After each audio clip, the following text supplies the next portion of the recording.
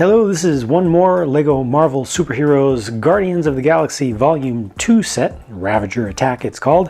Took me long enough to get to this one, didn't it? Well, I'm not going to make you wait any longer to get to the best stuff in this set. This M ship is the primary build, and it is really small and very simple in its construction. But I think it looks pretty good for its size, for its scale. You know, the shaping of it I think is very nice, especially with the colors with the red and the black. They got those really sharp lines going through it. And I also like the wings. I like the backs of the wings. And for something that is simplified as much as this is and scaled down, it doesn't have any really awkward angles. Oftentimes when they put so few pieces into something that ultimately is a fairly complex thing in universe, you know, in its original design, you get some really strange views from some parts, like especially from the back or from the underside, you'll see some really strange things. This one really doesn't suffer any of that. It doesn't have any of those really bad angles. Maybe the worst thing, which I actually find to be interesting, is how they've used this axle piece to get the front and rear of the, I believe these are supposed to be engines. So, you know, you kind of get the front and the back that are rounded off, but then in between there, it's just a little bit blocky in here. But it's not too bad. You know, I guess that could have been filled in just a little bit more, but not really something that I feel the need to complain about much. This has 4 stud shooters on it. 2 of them are angled outward and can be rotated up and down. That's good. So you can kind of shoot at things that are below you, you know, if you're doing a strafing run or something. And then the other 2 are up here on the top, and they just always face forward. They give you extra ammo.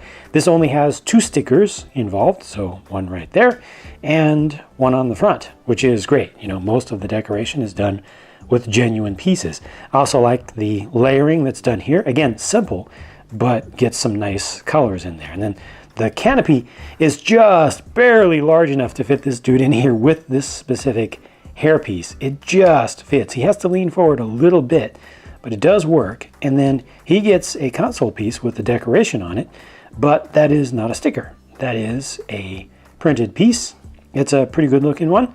And yeah, that's pretty much it for this one. You know, it's pretty much what you see is what you get. See, I did have to, as I brought that canopy piece down, it did have to move him forward, but it's not bad.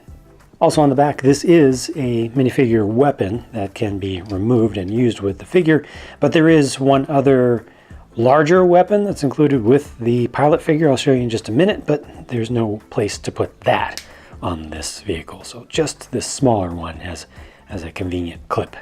The other build is just terrain and setting, which has, I guess, a little bit of a movie spoiler in it, given that you're seeing a piece of the Milano. So once again, the Milano is going to crash in Volume 2. Is that really that big of a spoiler, that big of a deal? I don't think so. It's probably going to be a running gag through the series. And there's just a gun emplacement over here. 6-shooter, very simple attachment. And you know, you just rotate this around on the back and it'll fire things off and you knock over figures. And those studs will never be found again. I didn't even see where they landed. I didn't even hear them land. So those are gone. Fortunately, they do give you some spares of those. You can kind of rotate this side to side a little bit as well, but it's mostly just the up and down. There are clips on either side of this, so you could also turn it around if you want to attach it the other way. You can kind of change the orientation of this piece of the Milano over here if you want to. Just make it look a little bit better, more colorful from different angles. The tree is very simple. You know, has some different colors on it and a little bit of vine hanging down there.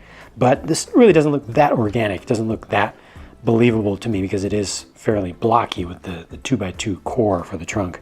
Here are 2 of the 3 figures included in the set. It's Mantis on the left and Rocket on the right. Mantis's kind of antennae are actually built into the hairpiece, which is a soft rubber hairpiece, and these are just painted, and they're painted fairly opaque. You know, that's a good trick to be able to get a color that bright onto such a dark material. It's, you know, it's black rubber underneath there. You still see a little bit of the black coming through from some angles, and the exact quality of that will change a little bit from figure to figure, but I think it's done pretty well for what it is. Rocket comes with 2 built weapons, one of them built up a little bit more than the other. That's cool, with the sight there, and he has the smiling face, which I think looks pretty good from the top, but once you start to see it closer to to straight on, or if you see it from underneath, it looks just a little bit, I don't know, to me, just a little bit too comic. Just my opinion. I feel like it could have been maybe squared off a little bit. You know, it doesn't look enough like a grimace like his smiles tend to do, especially when he's in battle. But I do like the brown color coming around the collars on the sides, and I like the print for Mantis, not so much for Rocket Raccoon. For me personally, this particular print here just looks fairly simple. Actually, before I take that off, let me let you see these from the other side as well, just as they are normally. Yeah, the print for Rocket Raccoon to me just looks a little bit simplified relative to the normal style. Had to take the head off completely to let you see all of it. And I really like the print on the back of Mantis. I think that the bright green and dark green contrast is nice, and there's some dark blue in there as well. Those colors I think go together really well. Also, maybe don't seem like they're coming from the same graphical style as I'm used to for Lego stuff. It feels a little bit older. It also feels a little bit like yeah, I guess like 90s anime kind of style to me. Not so much the same for Rocket, but it's just different. And then here's Taserface. I wanted to show him by himself so you'd have plenty of room for this huge rocket launcher that he gets to wield. Now this is a real nice use of the stud shooter piece. This is a proper Lego build. You know, use some hollow studs in there to good effect. The kind of flashlight piece in the center. This is just really nice looking. I love built up small minifig scale weapons that can still be held by the figure without having to put it onto a stand. So this actually will balance on its own, just on a perfectly flat surface. So that's really good. The hairpiece actually does stay in place. They've had trouble with some of these in the past with that kind of style, but that holds on very well. And I think this guy looks great. I especially like the weapon, but just overall, he's got his normal Ravager digs on. Let me take off some of this stuff so you can see more of the detail. That face, man, that face.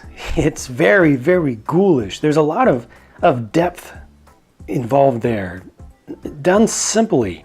You know, just the slight little bits of the medium color from the plastic itself that's allowed around the edges of the eye shading, you know, around the edges of the purple areas is really nice. They also have two tones used in around the teeth on the inside of the mouth. It just looks exceptionally good to me. The printing for the torso actually not so great, but I guess it just has enough going on that it doesn't distract me as much as the style for Rocket. No alternate face because they couldn't put one beneath the hairpiece, so I'm glad they didn't try. And the gloves or the hands are done in medium nougat, which just represents kind of leather style gloves. And that is copper. That's on the front of that torso there. So from the right angle, you can see some real nice shine. He also has a little bit of gold and some silver. All three minifigs in this set I think are good and are desirable for Guardians of the Galaxy fans, and so I'm very glad that they were able to include them into a relatively small and inexpensive set. They easily could have put, you know, at least Taserface into a larger one, but you know, this is nice, and I think that the M ship itself really is shaped well for something that is kept to this low price. I think that, you know, this worked out well. Certainly a larger set would have ended up with a much nicer looking, better detailed, you know, more feature rich ship, but you know, there have to be compromises. This stuff lets me down, I have to say. It's just not that great. The shooter works very well, but the tree just doesn't look that great to me. So that's it for my look at this set and my thoughts about it. Let me know in the comments what you think about it. What are your favorite features and what do you dislike, if anything? Appreciate your time. Hope that I showed you at least everything you wanted to see here. And I'll talk to you again as soon as I can. Thanks for watching. You feel love. No, I don't. For her. No. She just told everyone your deepest, darkest secret. You must be so embarrassed.